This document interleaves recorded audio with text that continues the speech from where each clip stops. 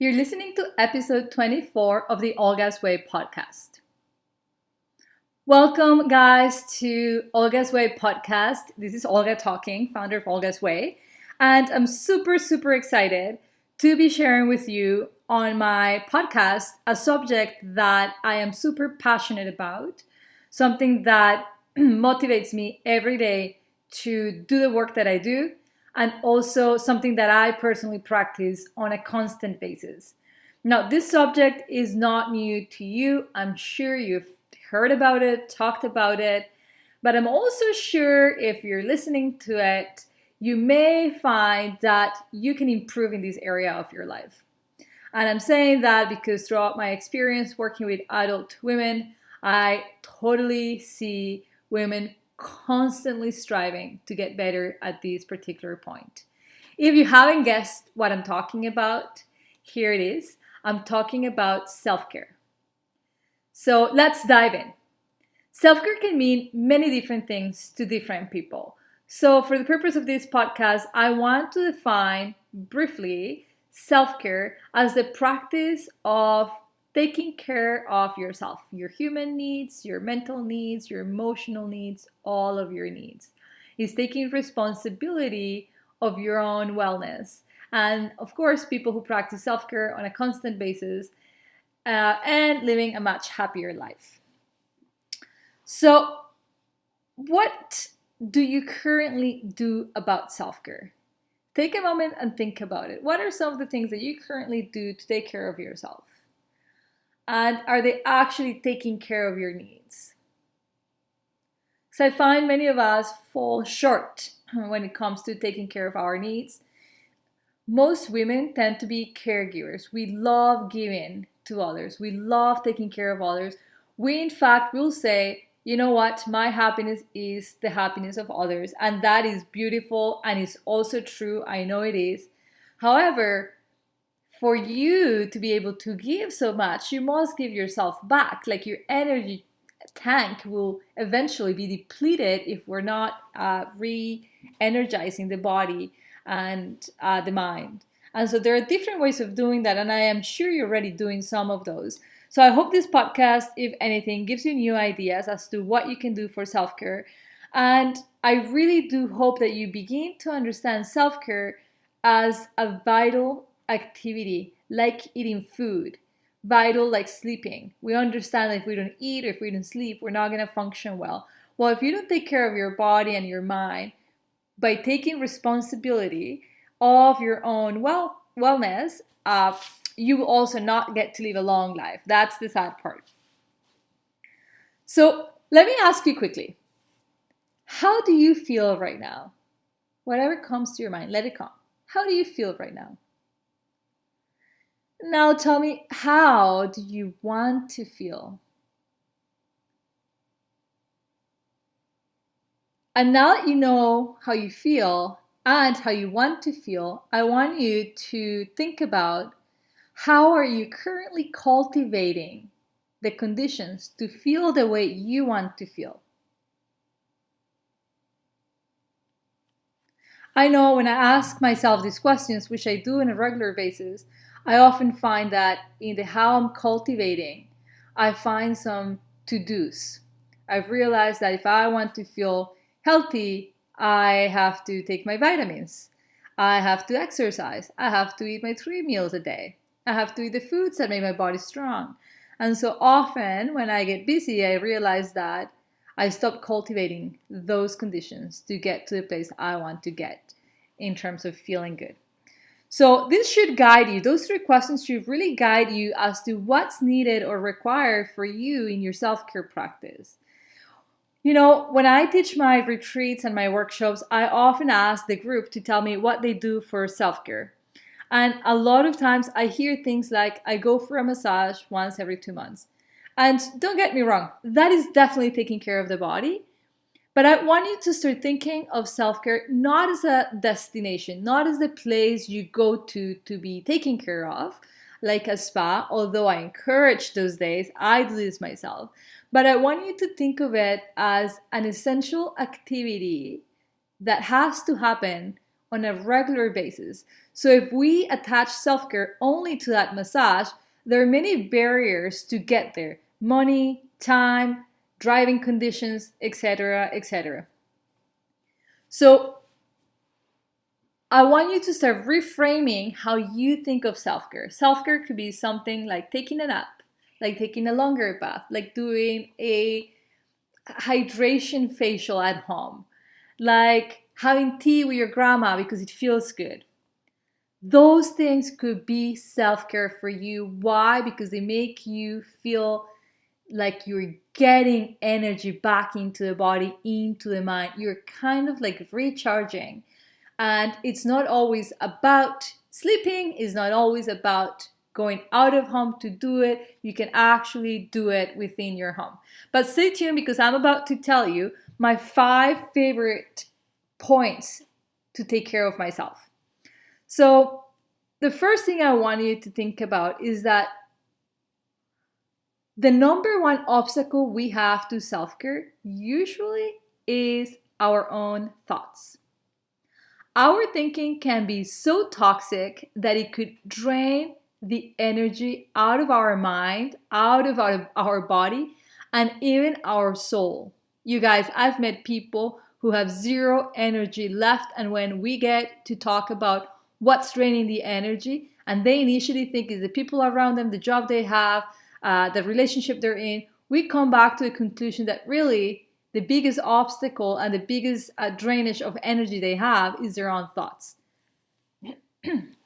So feelings like guilt, avoidance, blaming, feelings that you're not enough, all of those feelings or worry about the future will absolutely drain your energy. And so we couldn't have self-care if we're not going to shape a little bit our thinking. So the step number 1 to self-care is really taking a look at your self-talk. Is your self-talk helpful? Don't think so much about positive because we can't always be positive, but we can definitely aim to be helpful. So is the way you're thinking helpful? On a daily basis, the number 1 stressor will be the way you talk to yourself, the way you think about a scenario. If you call yourself stupid, if you tell yourself you're never going to amount to anything, well, not surprisingly, your energy is going to be drained because the person that is supposed to be there for you unconditionally, it's you. And if you become your enemy, I don't need to tell you what happens. I'm pretty sure you know exactly what I'm talking about.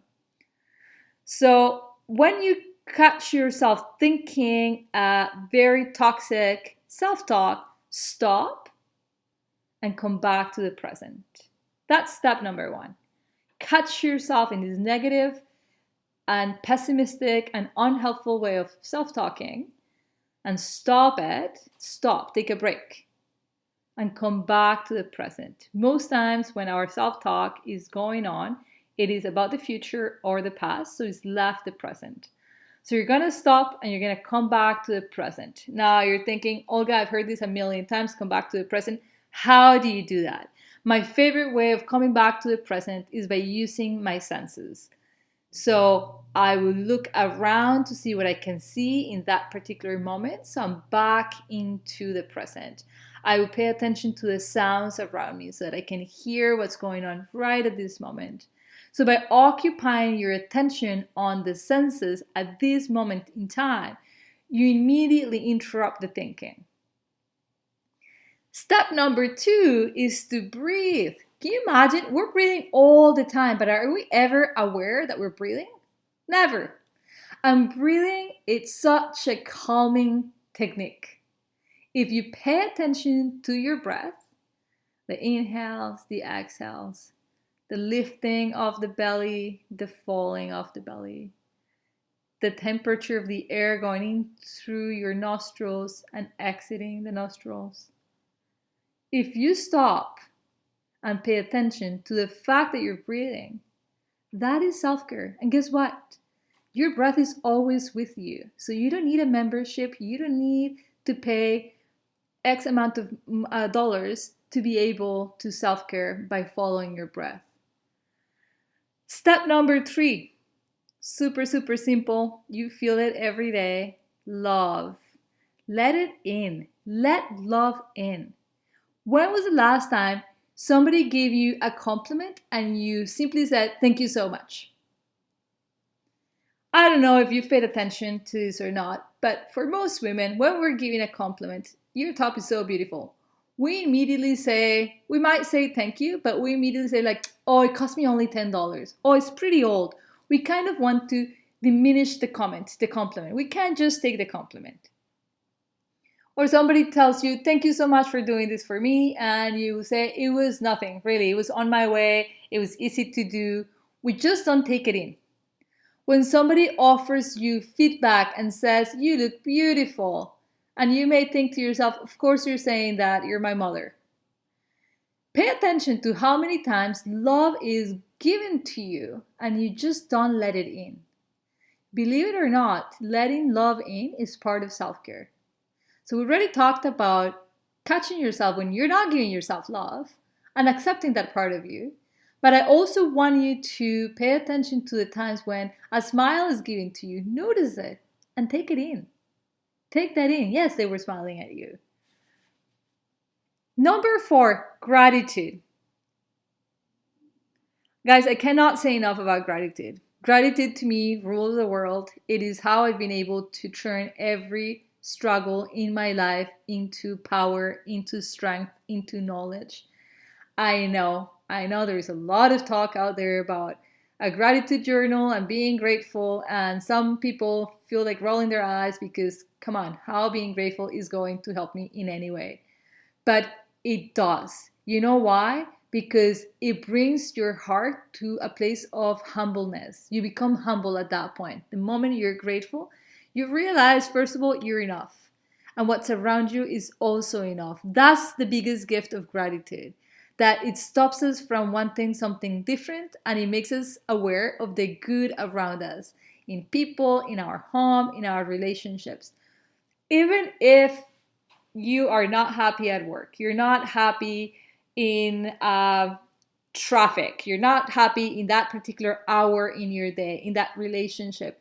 If you are to look for gratitude in each of those instances, I bet you anything you will find it, because gratitude is everywhere.